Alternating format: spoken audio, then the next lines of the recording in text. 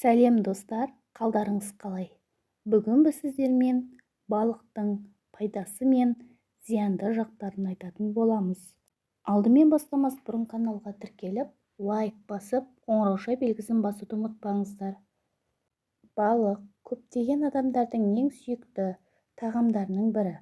Адамдар өзен, теңіз және мұхит, сондай-ақ ақ және қызыл, майлы және майлы емес балықтарды, яғни әркім әртүрлі балықтарды жақсы көреді.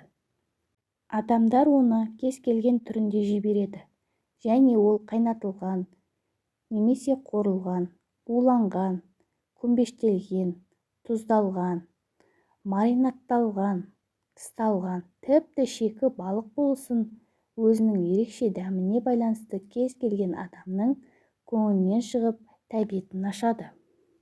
Ет тұтынатындарға қарағанда балық жейтіндер көп. Өйткені тіпті ет жемейтін кейбір адамдар балықтың артықшылығы оның етінің құрамында екенін біле отырып балық жейді. Оның құрамында А, Д, Е дәрумендері мен кальций, йод, темір, магний, фосфор, селен, мырыш бар. Тауық еті секілді балықтың құрамында да адам ағзасына жақсы сіңіретін өте жоғарғы сапалы ақуыз бар. Ол өз кезегінде ағзаға қажетті барлық аминқышқылдарды қамтиды. Балық қандай жағдайда пайдалы? Ағзаға жоғарғы сапалы ақуызға қанығады, қан ұю функциясына қалыпқа келтіреді, қандағы холестеринді төмендетеді, қалқанша безінің функциясын қалыпқа келтіріп және оның ауруларының алдын алады, көру қабілетін жақсартады, жүйке жүйесін қалыпқа келтіріп, жадыны, ұйқыны жақсартады және тітіркенуді азайтады, өмір сүру ұзақтығын арттырады, тері, шаш, тырнақ, сүйек, тістің жағдайын жақсартады, зат алмасуды қалыпқа келтіреді, жүрек қан тамырлары ауруларының алдын алуға және жүрек қан тамырларының жүйесін нығайтуға ықпал етеді. Сондай-ақ балық жегеннен артық салмақ қосылмайды. Тіпті майлы балықтың өзі құрамындағы майлы қышқылдарының арқасында салмақ қосуға ықпал етпейді және оны тұтыну арқылы артық салмақтан арылуға болады. Сол себептен диетологтар салмақ тастағысы келетіндерге көмбештелген немесе суға пісірілген балық жеуді ұсынылады.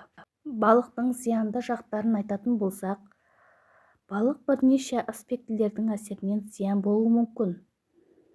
Балықтың майлы балық жеп қойсаңыз, іш өтуге алып келуі мүмкін.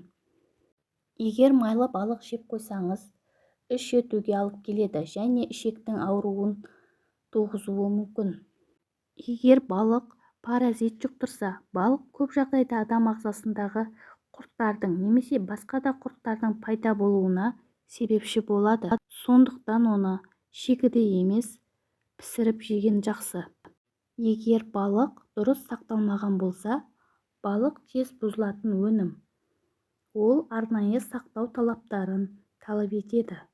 Қақталған балық құрамында қатерлі ісік тудыратын канцерогенді заттардың артық болуына байланысты зиянды деп саналады, бірақ суық қақталған балық аса зиянды емес, ал ыстыққа ысталған балық канцерогенді заттар көп. Жаңадан алынған жас балықты тоңазытқышта немесе мұздатқышта сақтауға болады. Оны тоңазытқышта бірнеше күн ғана сақтау керек, ал мұздатқышта бірнеше ай сақтала береді. Достар, біздің каналымыз ұнаса, каналға тіркеліп, лайк басып, қоңырауша белгісін басуды ұмытпаңыздар. Алдағы уақытта біз сіздермен қызықты әрі пайдалы ақпараттармен бөлісетін боламыз.